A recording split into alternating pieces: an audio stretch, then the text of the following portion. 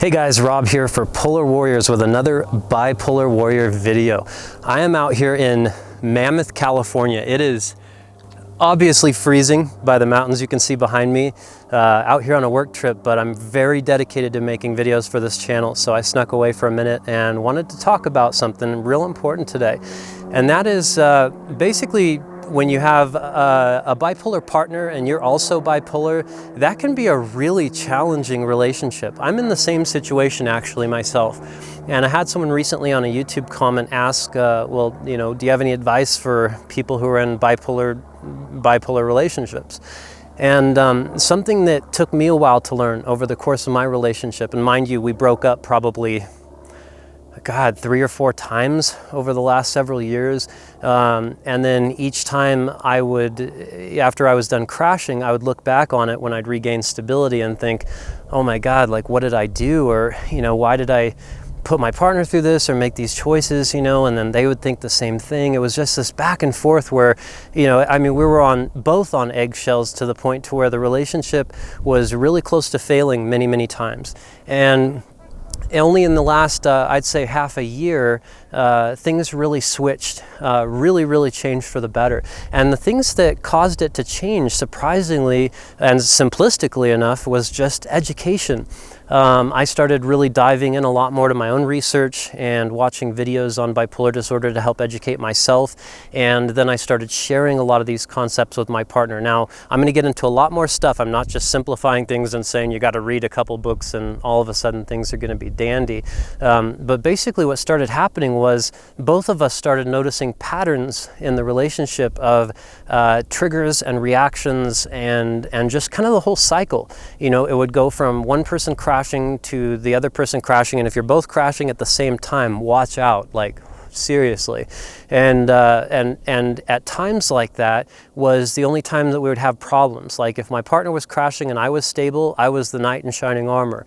If I was crashing and my partner was stable, it was the other way around. So it took, and when we were both crashing, that was when, you know, shit hit the fan, so to speak. So the things that basically helped us was really exquisite communication. That is, I can't stress this enough, and what I mean by that is when you're in a relationship with someone else who's bipolar, it takes extreme patience, and it is so hard when you're in the middle of crashing and they say something that is literally a trigger. I mean, just sets you off to be able to go, okay, you know, I'm about to blow up. We've been through this before. It's damaged the relationship. So, you know, I need to take a step back before I cause damage here. And here are a few tools that I've used that have helped us in our relationship.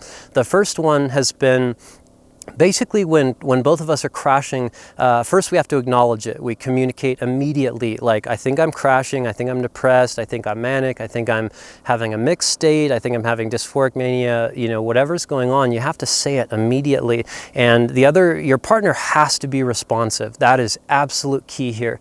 Your partner needs to be really open and understanding and working on this with you. If you both aren't working on it together equally as hard, it's not going to happen.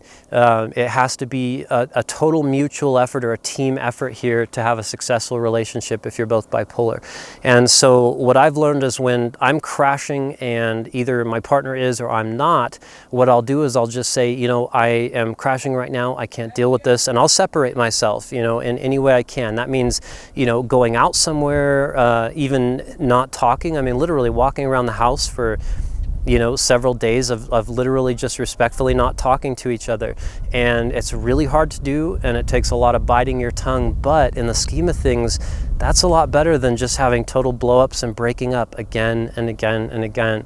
So you have to get to a point of self-awareness where you realize that a crash is coming, and then you have to get to a point where you communicate to your partner every single time, like, this is what's going on, this is how I'm feeling. That's absolute key. And then the discipline it takes for me when my partner says something that triggers me or really upsets me, that just makes me want to go through the roof. I mean, I want to get on the phone and start texting or calling and saying, you know, what the fuck, why would you say this to me? I mean, it gets me so upset sometimes, but what I have to do is literally bite my tongue and take a deep breath and go, okay, I can see what's happening. happening here. I'm not stable or they're not stable. This is one of those times that we talked about. It's going to pass, and just be extremely patient. And it is really hard to do that. But if you care about the person enough and you want the relationship to be successful, it's paramount, especially if you're in a relationship with two people that are both bipolar. Another thing is to sit down and to make a list, basically, of and communicate in a very kind way. That is total key here, and talk about what triggers you, and when you're crashing, what specifically you need your partner to say or do or not say and not do. And you both have to come to a really calm agreement and get to a point to where you say, okay, you know, if I'm crashing, I need you to say this. If I'm manic, I need you to say or gently do this. You know, and it has to be handled in a really delicate way, because when you're crashing, clarity, like I've said in other videos, just completely goes out the window. So it's absolutely key and important to communicate every single time that you're dealing with a situation like that, and making a list of these things so that you can reference later, you know, if your partner's crashing, is really important and really helpful.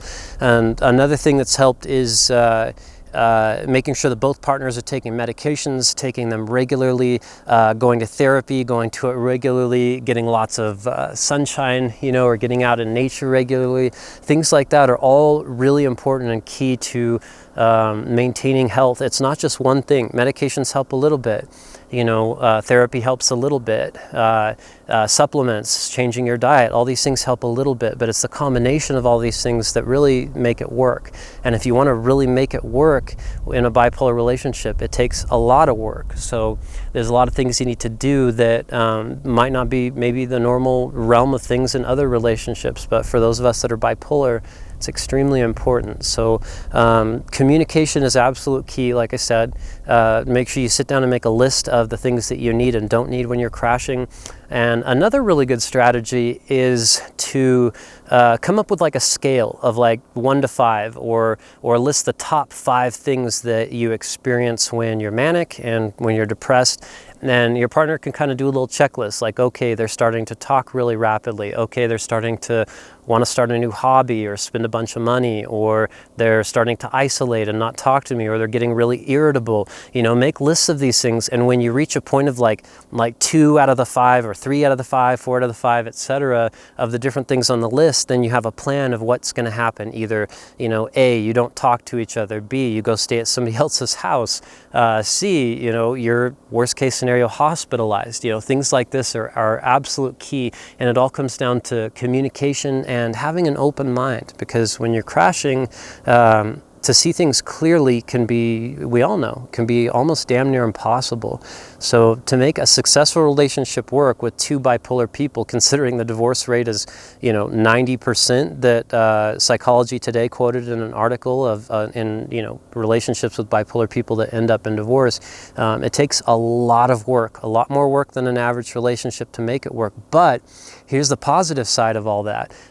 When you go through so much in a bipolar relationship, and you know, all of the turmoil and cycling and communication and things that might not happen as often in a normal relationship, it brings you closer. It really does.